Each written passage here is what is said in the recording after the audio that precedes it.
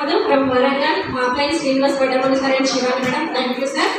So నార్మల్గా ఒక మనిషికి ఏముండాలని ఆరోగ్యం, ఆదాయం, ఆనందం. ఫస్ట్ ఆరోగ్యం ఉంటేనే ఆదాయం వచ్చేది. సార్ మా ఇంటికి వచ్చి టెంపో స్టెప్ చెప్పలేదు, కానీ చెప్పినట్టే చెప్పిపోయారు. ఓకే, సో అందులో ఫస్ట్ ఏంటిది అంటే 100% ప్రోడక్ట్ యూజ్ చేయమని చెప్పారు కదా.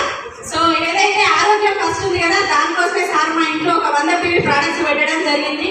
సో మేము అవి వాడుకున్న తర్వాత ఆటోమేటిక్గా మాకు ఆరోగ్యం వచ్చింది. ఆరోగ్యం వచ్చినాక ఏమనిపిస్తుంది, మరి శాస్త్రజీవి కదా, ఏమనిపిస్తుంది, ఆదాయం కావాలనిపిస్తుంది కదా.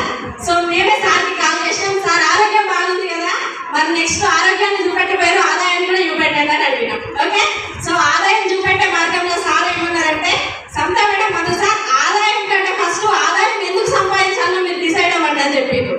సో అప్పుడు మేమేం చేస్తామంటే, ఏదైతే గుమ్మం ముందు డ్రీమ్ చార్ట్ పెట్టుకోమని చెప్పిండ్రో మేము కూడా డ్రీమ్ చార్ట్ పెట్టుకున్నాం. సో ఎప్పుడైతే మన డ్రీమ్ని మనం స్ట్రాంగ్గా పెట్టుకోగలుగుతామో, సో మన బిజినెస్ ముందుకు పోవడానికి నిజంగా ఉంటుంది అన్నది మా దగ్గరే ఉంది. ఏంటంటే, సో ఒక హౌస్ వైఫ్ కదండి నేను, సార్ గవర్నమెంట్ టీచర్ కదా, హౌస్ వైఫ్కి ఏమైనా కోరికలు ఉంటాయా?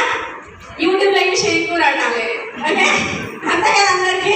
సో యూట్యూబ్లో వేసి టైలరింగ్ నేర్చుకోవాలా, ఇవే ఉంటాయి కదా పొద్దంతా. సో నేను కూడా అక్కడి నుంచి వచ్చిందాన్ని, కాకపోతే ఏ టైలరింగ్ ఏం చేయలేదు, జస్ట్ చూసుకుంటూ ఉండేదాన్ని. సో అప్పుడు ఆలోచన చేసిన నేను కూడా డ్రీమ్ ఉండాలంటున్నారు కదా సారు, సరే మనం కూడా డ్రీమ్స్ పెట్టుకుందాం, ఇది ఎంతవరకు అయితే చూద్దామని చెప్పేసి దాన్ని ఎంబడే పడదామని చెప్పేసి పెట్టుకున్నా.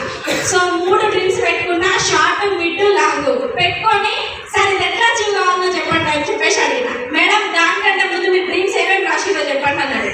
సరే మీరు ఏమైనా చేయాలి, ఒక 10 అయితే కోరిక ఉండదు, ఒక బండి అయితే కావాలని చెప్పిన. మేడం మీరు ఫస్ట్ బండి అన్నారు కదా, చలో బండి రాయండి అన్నారు. బండి రాశాను. ఆ తర్వాత వచ్చేసి ఇంకేమైనా ఉన్నదా అంటే, 1,00,000 రూపాయలు ఇంట్లో మంచి ఇంటీరియర్ తేవాలి సార్ అన్న. మేడం రాయండి అన్నారు.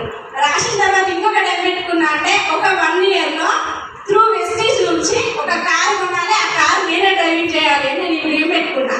సో ఇవన్నీ నిజంగా అయినాయి అంటే, ఫస్ట్ బిజినెస్లో జాయిన్ అయినా, ఫస్ట్ నా చెక్ 156 రూపాయలు వచ్చింది. సో అక్కడి నుంచి నేను జమ చేసుకున్న డబ్బులన్నీ ఒక 50,000 అయినాయి. అవన్నీ హీరో హోండా షోరూమ్ తీసుకొని పోయినా, 1,10,000 స్కూటీ కొనుక్కున్నా. బాగుందా లేదా? సూపర్. ఒకసారి ఎన్నికలు నుండి హౌస్ వైఫ్ అయితే వచ్చేదా?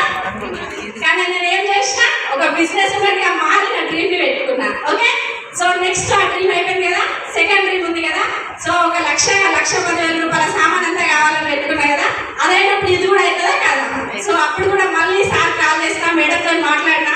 సో అప్పుడు ఏం చేయాలి అని చెప్పేసి డిసైడ్ అయినా, మళ్ళీ 1,00,000 రూపాయలు జమ చేసినా, మా ఇంట్లో కావాల్సిన ఇంటీరియర్ కొంటాం వచ్చింది. బాగుందా లేదా? సూపర్. మళ్ళీ ఆలోచించండి, ముందు యుద్ధ గవర్నమెంట్ టీచర్, ఎంకైతే హౌస్ వైఫ్, ఇవన్నీ అవుతాయా? సో మళ్ళీ 1 ఇయర్ ఏమనుకున్నా, కార్ అనుకున్నా కదా.